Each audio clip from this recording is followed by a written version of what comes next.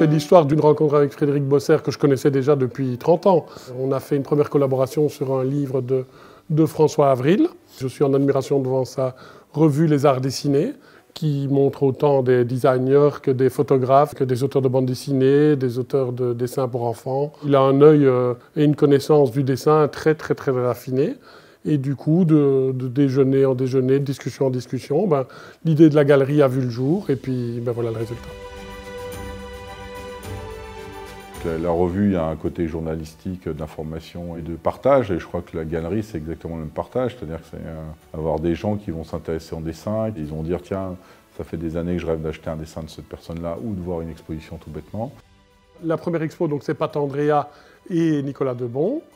Pat Andrea, moi je trouvais que c'était le lien, comme c'est quelqu'un qui a toujours défendu la bande dessinée, même en tant qu'artiste peintre. C'est quelqu'un qui a été collectionné par Hergé, il est très curieux, il a été prof aux Beaux-Arts. Et donc je trouvais que c'était un très bon lien entre bande dessinée, illustration, peinture. Donc je trouvais que c'était symboliquement un choix opportun pour ouvrir la galerie avec lui. Et Nicolas Debon, c'était un artiste que j'avais défendu dans l'autre revue qui s'appelle DBD, et qui venait juste de sortir un livre qui s'appelait Marathon. Donc on s'est donné la possibilité d'avoir effectivement deux espaces. Et donc moi, mon idée de départ, c'est que d'un côté, dans le grand espace, il y aurait du dessin contemporain, et de l'autre côté, régulièrement, il y aurait de la bande dessinée sous la forme du roman graphique. Il n'y a aucun format obligatoire. Tout l'espace peut aussi être consacré à un seul artiste. C'est vraiment au cas par cas.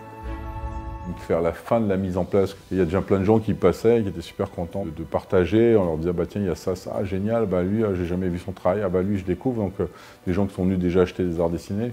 Et donc là, c'est vrai que c'est assez plaisant de voir qu'il y avait des gens qui répondaient assez favorablement, assez rapidement, et étaient très contents de découvrir. Donc ça, c'est vrai que c'est un challenge qui est assez excitant.